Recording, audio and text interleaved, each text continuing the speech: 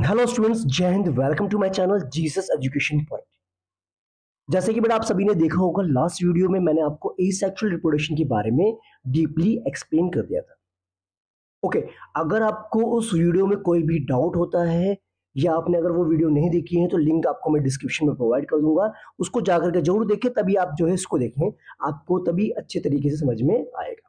तो आपको बेटा एक बार ध्यान दिला दूं कि लास्ट वीडियो में जब हमने एसेक्सुअल रिप्रोडक्शन के बारे में पढ़ा था, तो उसमें मैंने आपको डिफरेंट मोड ऑफ रिप्रोडक्शन के बारे में, डिफरेंट जो वेज होते हैं वो हमने आपको एक्सप्लेन किए थे, है ना। जिसमें आपका रीजनरेशन था, फिजन था, आपका वेजिटेटिव प्रोपगेशन था, बडिंग था, स्पोर फॉर्मेशन था, ओके, तो और फ्रेगमेंटेशन था, रीजनरेशन, बडिंग, ये सब आपने हमें पढ़ लिया था। ओके, अब इस वीडियो में हम बात करेंगे बेटा किस चीज की बात करेंगे, सेक्सुअल रिप्रोडक्शन की बात करेंगे। किसकी बात करेंगे? सेक्सुअल रिप्रोडक्शन की बात करेंगे। और सेक्सुअल रिप्रोडक्शन की अगर बात करें तो आपको पता होना चाहिए, the involvement of two individuals before a new generation can be created. इसमें क्या होता है, दो इंडिविजुअल्स का इन्वॉल्वमेंट होता है, ठीक है, जिसकी वजह से क्या होता है, एक नए जनरेशन में नया ऑर्गेनिज्म, जो नया इंडिविजुअल होता है वो डेवलप होता है, ठीक है। अकेला जो बुल है ना, अकेला बुल जो है काफ से यानी कि बछड़े को प्रोड्यूस नहीं कर सकता। अकेली जो मुर्गी है वो अपने जो है बच्चों को, चूजों को प्रोड्यूस नहीं कर सकता। अकेला जो क्या नाम है आपका कैट है, तो अपने बच्चों को प्रोड्यूस नहीं करती, किटन्स को प्रोड्यूस नहीं कर सकती, ये तो आपको पता है, ठीक है। क्या अकेला जो मेल है वो अपने बच्चों को प्रोड्यूस कर सकता है? नहीं कर सकता। तो इसीलिए यहां पर मेंशन है कि both sexes, males and females are needed to produce new generation. तो इसीलिए न्यू जनरेशन को प्रोड्यूस करने के लिए दोनों का इन्वॉल्वमेंट होना जरूरी है, चाहे वो mails and females both. Okay, अब यहां पर बेटा क्वेश्चन आता है कि ये जो सेक्सुअल मोड रिप्रोडक्शन है, क्या इसका कोई बेनिफिट है, क्या इसका कोई सिग्निफिकेंट है, क्या इसका कोई इंपॉर्टेंस है, कोई फायदा है, या फिर कह सकते हैं are there any limitations of asexual mode of reproduction which we have been discussing about. जो हमने पहले पढ़ा था एसेक्सुअल मोड ऑफ रिप्रोडक्शन के बारे में, तो क्या उसका कोई ड्रॉबैक था, क्या उसकी कोई लिमिटेशंस थी? ओके, तो वही चीज हमें यहाँ पर डीपली एक्सप्लेन करना है। Let's continue. ओके, अब एक क्वेश्चन ये आता है, why the sexual mode of reproduction, मतलब सेक्सुअल मोड ऑफ रिप्रोडक्शन की जरूरत क्यों है और क्यों सेक्सुअली जो है ऑर्गन्स अपने आप को प्रोड्यूस करते हैं।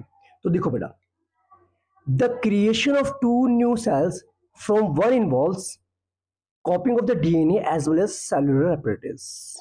समझिए बात को। देखो होता क्या है, जब भी न्यू ऑर्गेनिज्म डेवलप होता है तो वहां पर डीएनए की कॉपी होती है, तो आपको पता है, आपने पहले ही पढ़ चुके हैं।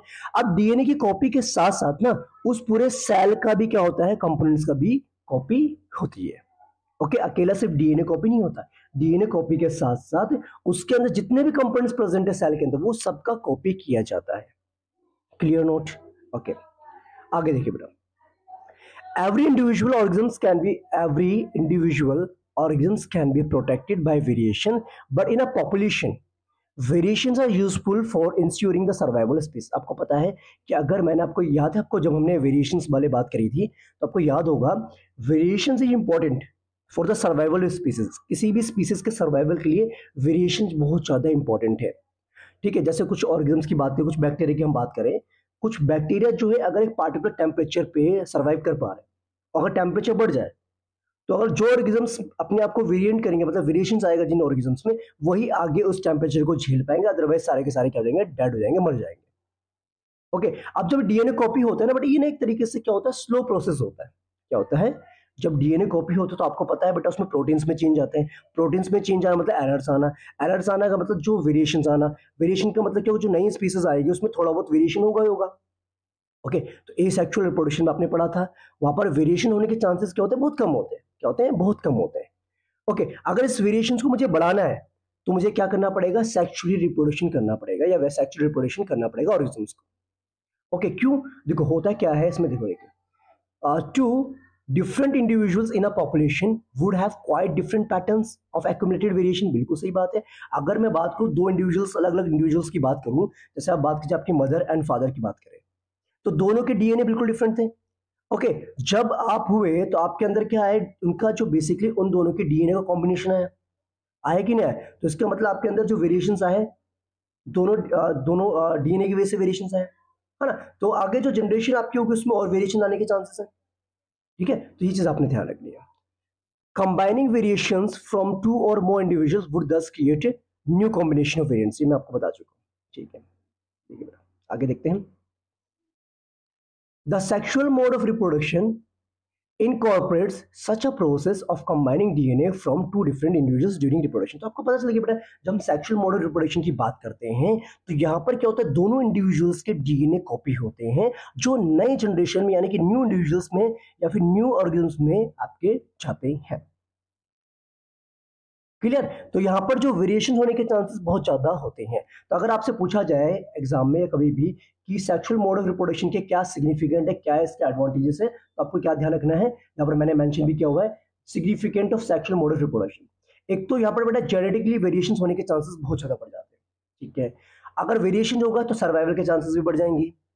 और आपको ये भी पता है अगर स्पीसीज में लगातार इस तरीके से वेरिएशन आता जाएगा तो एक जो है न्यू ऑर्गेनिज्म, न्यू स्पीसीज क्या हो जाएगी, इवॉल्व हो जाएगी वहां पर, तो एवोल्यूशन में भी हेल्प करता है। चौथी चीज, स्पीसीज की कंटिन्यूटी के लिए, मतलब सर्वाइवल ऑफ द स्पीसीज भी कह सकते हैं स्पीसीज की कंटिन्यूटी के लिए। जैसे अगर सपोज कीजिए हम बात करें ह्यूमन बींग्स के सर्वाइवल की बात करें, ठीक है, आपको पता है अगर सेक्सुअल रिप्रोड्यूस नहीं करेंगे, अपने आप को प्रोड्यूस नहीं करेंगे, तो क्या होगा, एक टाइम ऐसा आएगा कि ह्यूमन बींग्स बिल्कुल ही क्या हो जाएंगे, एक्सटिंक्ट हो जाएंगे, मतलब खत्म हो जाएंगे। ओके, तो स्पीसीज की कंटिन्यूटी के लिए भी सेक्सुअल रिप्रोडक्शन बहुत ज्यादा इंपॉर्टेंट आपका है। Done note, that's good. करें कंटिन्यू, आगे पढ़ते हैं। देखिए देखिए बच्चे, ओके, देखिए जब आपको पता है जब डीएनए कॉपी होगा दोनों इंडिविजुअल्स का, तो वहां पर एक ना मेजर डिफिकल्टीज आपके सामने देखने को मिलेगी। क्या देखने को मिलेगी कि भाई जो डीएनए नया बनेगा तो उसके अंदर क्या होना चाहिए, twice the amount of DNA होगा। अगर मैं बात करूं, मैंने आपसे बोला कि एक मेल इंडिविजुअल है, एक आपका फीमेल इंडिविजुअल है, ठीक है, तो यहां से जो डीएनए आएगा और यहां से जो डीएनए आएगा, जो इनका कॉम्बिनेशन बनेगा, तो इसका मतलब वहां पर 2 गुना डीएनए होगा, ट्वाइस ऑफ डीएनए होगा, है ना। तो फिर बताइए किस तरीके से वो अपने सेल को डिवाइड करते हैं और किस तरीके से जो है डीएनए कॉपी हो रहा है। तो यहाँ पर लिखो, देखो बड़ा सॉल्यूशन दे रखा है। One solution that many multicellular organisms have found for the problem mention above is to have special lineages of cells in a specialized organ in which only half of the number of chromosomes and half of the amount of DNA as compared to the non-reproductive body cells. Okay, देखो जब भी हम बात करते हैं sexual reproduction की बात करते हैं तो उसमें होता है क्या, जो नया सेल डेवलप होगा ना, नए सेल में जो डीएनए होगा वो दोनों का हाफ होगा, यानी कि मेल से जो आ रहा है और जो फीमेल से आ रहा है दोनों के हाफ ऑफ कॉम्बिनेशन से एक नया जो हमारा सेल बनेगा उसके अंदर डीएनए उतना प्रेजेंट होगा, यानी कि हाफ ऑफ क्रोमोसोम्स दोनों के आएंगे और हाफ ऑफ डीएनए आएंगे। तो आपको ये तो पता ही है बेटा कि जो हमारा क्या होता है, क्रोमोसोम्स होते हैं, क्रोमोसोम्स के अंदर क्या प्रेजेंट होता है बेटा, डीएनए प्रेजेंट होते हैं, है ना। और डीएनए क्या करता है, इनहेरिटेड इंफॉर्मेशन को कैरी करता है from parents to their offspring. ठीक है, तो इस प्रॉब्लम से निजात पाने के लिए, इस प्रॉब्लम का सॉल्यूशन निकालने के लिए जो हमारे सेक्स सेल्स होते हैं वो सेल डिवीजन करते हैं by the process of meiosis. ठीक है, मियोसिस में क्या होता है कि जो हाफ जो है डीएनए हमारा हाफ मेल से जाएगा, हाफ फीमेल से जाएगा। ओके, तो उसके बाद जो नया सेल बनेगा वो आपका जो है न्यू ऑर्गेनिज्म को डेवलप करने में मदद करेगा। आई थिंक आप सभी को यहाँ तक समझ में आ गई बात है। ओके, इन केस अगर आपको बेटा बैकग्राउंड में कोई नॉइज सुनाई दे तो उसको इग्नोर करेंगे आप, ठीक है। और मेरे हिसाब से आपको क्लियर हो रहा होगा सारा कॉन्सेप्ट, दैट्स गुड। ओके, अब बेटा देखो यहाँ पर क्या ना, एक जायगोट का फॉर्मेशन होता है। जायगोट बनता कैसे, देखो जायगोट का मतलब होता है कि जब हमारे पास मेल गैमेट्स और फीमेल गैमेट्स, अब आप कहोगे सर ये क्या चीज है, फीमेल गैमेट्स, ठीक है, गैमेट्स को ही हम बोलते हैं बेटा सेक्स सेल्स भी बोलते हैं, ठीक है। ओके, अब जब मेल एंड फीमेल गैमेट्स का फ्यूजन होगा, क्या होगा, फ्यूजन होगा, कंबाइन करेंगे, ठीक है, तो क्या बनेगा, यहाँ पर जायगोट बनता है। क्या बनता है, जायगोट, यानी कि हाफ जो यहाँ से डीएनए का ट्रांसमिशन होगा, हाफ यहाँ से डीएनए का ट्रांसमिशन होगा, तो इनके कॉम्बिनेशन से एक जो सेल बनेगा जिसको हम जायगोट बोलते हैं। और जायगोट इस प्रोसेस को, इस पूरे प्रोसेस को हम क्या कहते हैं, इस पूरे प्रोसेस को हम कहते हैं फर्टिलाइजेशन। क्या कहते हैं, क्या कहते हैं, फर्टिलाइजेशन, फर्टिलाइजेशन, ठीक है। फर्टिलाइजेशन का मतलब होता है मेल और फीमेल गैमेट्स का वो क्या होता है, फ्यूजन होता है जिसमें एक जायगोट बनता है। जैसे कि यहाँ पर मेंशन भी देखो बेटा, द मोटाइल जर्म सेल, अच्छा जर्म सेल्स भी बोला जाता है बड़ा सेक्स सेल्स को, ठीक है। मोटाइल जर्म सेल्स है male gametes and the germ cells containing the stored food is called female gametes. आपको पता है मोटाइल जर्म सेल्स यानी कि जो मूव करते हैं वो जर्म सेल्स कौन से होते हैं बेटा? मेल गैमेट्स होते हैं, जिनको हम कहते हैं क्या कहते हैं? स्पर्म होता है। वैसे वो क्या होता है? मेल गैमेट्स की अगर बात करें वो स्पर्म होगा बेटा, और फीमेल गैमेट्स की अगर बात करें तो उसमें क्या होगा? एग्स होते हैं वो। ठीक है, जिसके बारे में आप जो है जब नेक्स्ट टॉपिक पढ़ेंगे ह्यूमन रिप्रोडक्शन वाला, वहां पर आपको डीपली समझ में आएगा। Clear note? तो ये बात आई थिंक आप सभी को समझ में आ गई। तो बेसिकली होता है कि इन गैमेट्स के कॉम्बिनेशन से, इन गैमेट्स जो ये गैमेट्स हमारे होते हैं जिनके अंदर इन्फॉर्मेशन होती है, जिनके अंदर डीएनए होता है, जिनके अंदर क्रोमोसोम्स होता है, तो ये हाफ ऑफ जो है मियोसिस प्रोसेस है। मियोसिस का मतलब हाफ ऑफ डीएनए जो हमारा होता है दोनों पेरेंट्स से वो ट्रांसमिशन होता है न्यू जनरेशन के लिए। ठीक है, नेक्स्ट सेल में जो कि क्या बनता है? जायगोट बनता है। Clear note? बात समझ में आ गई? तो इस तरीके से बेटा क्या होता है? सेक्सुअल रिप्रोडक्शन एक तरीके से इंपॉर्टेंट रोल प्ले करता है। ओके, जिसमें सर्वाइवल होने के चांसेस ज्यादा होते हैं और जो इवोल्यूशन ऑफ स्पीसीज के भी ज्यादा चांसेस हैं। कंटिन्यूटी ऑफ द स्पीसीज के लिए भी सही है आपका ये। ओके, और वेरिएशंस होने के चांसेस भी बहुत ज्यादा होते हैं इसमें। Okay, done. तो आई होप यहां तक का कॉन्सेप्ट आप सभी को क्लियर हो गया होगा। इन केस अगर आपको कोई क्वेरी हो तो मुझे जरूर बताएं। ठीक है, चलिए कंटिन्यू करें। That's good. अब बात करते हैं बेटा नेक्स्ट इंपॉर्टेंट टॉपिक की। This one is very important. यहां से एग्जाम में क्वेश्चंस आपके देखने को जरूर मिल सकते हैं। ठीक है, तो मैं आपको प्रॉपर तरीके से वन बाय वन एक्सप्लेन करता हूं। देखिए, अगर हम बात करें सेक्सुअल रिप्रोडक्शन फ्लावरिंग प्लांट्स, ठीक है, तो यहां पर मैंने देखो क्या लिखा हुआ है, the reproductive parts of angiosperms. Angiosperms कौन से बेटा होते हैं? ऐसे प्लांट्स होते हैं जो फ्लावर्स प्रोड्यूस करते हैं और फ्रूट्स को बियर करते हैं, यानी कि जिनमें फ्रूट्स लगते हैं। ओके, तो रिप्रोडक्टिव पार्ट्स जो आपके होते हैं वो angiosperms of angiosperms are located in the flower.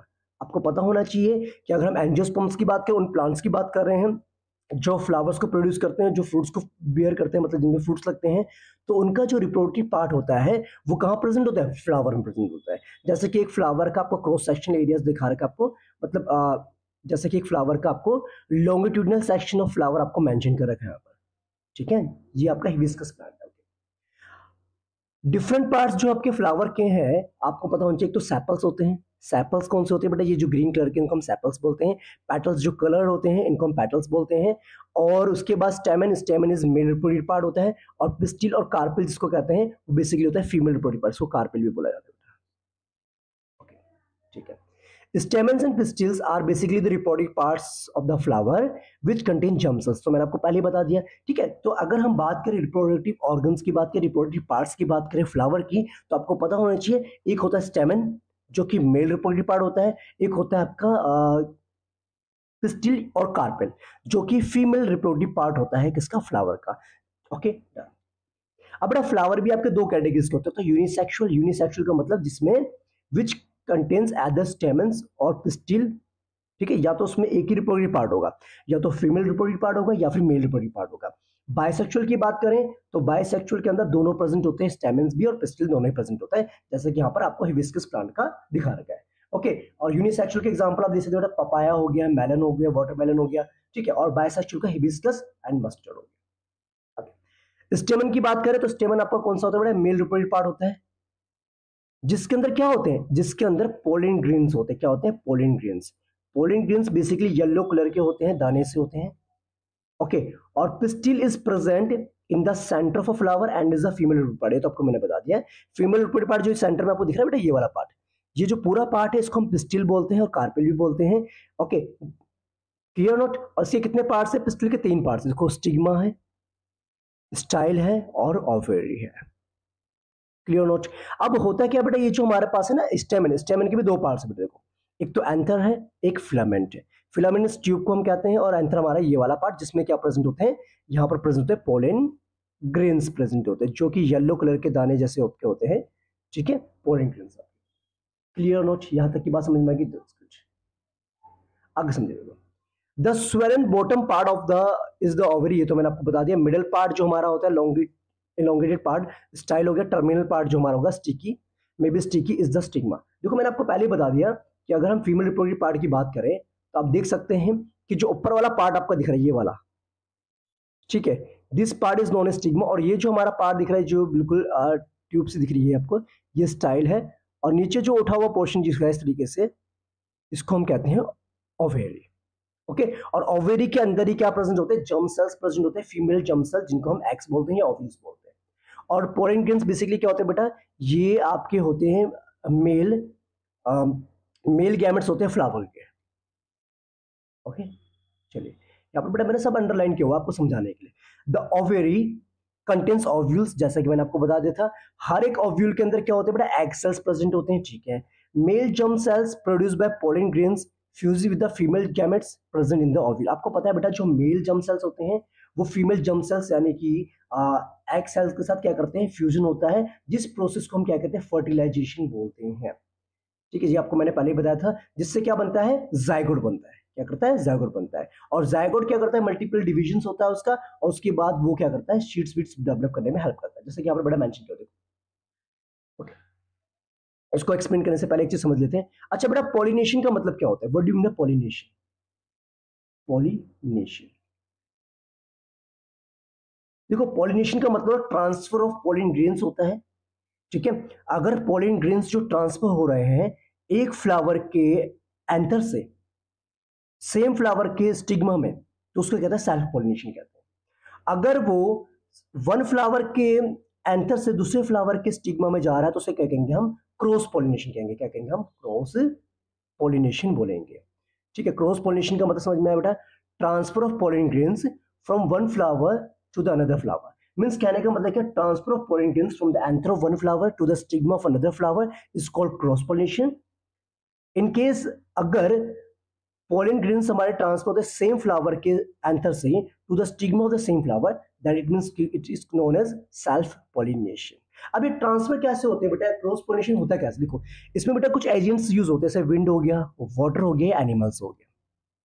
Okay, अब होता है क्या, देखो जैसे पोलन ग्रेन्स जो है इसके स्टिग्मा, ये हमारा को दिखा रखा बेटा बीच वाला पार्ट फ्लावर का, ठीक है, जो फीमेल पूरी पार्ट आपका है, ये स्टिग्मा हुआ, स्टिग्मा में जैसे स्टिक होगा ये पोलन ग्रेन्स, तो ये क्या करेगा, एक तो इसमें होगा कैमोट्रोपिज्म होगा। क्या होगा बेटा, कैमोट्रोपिज्म होगा।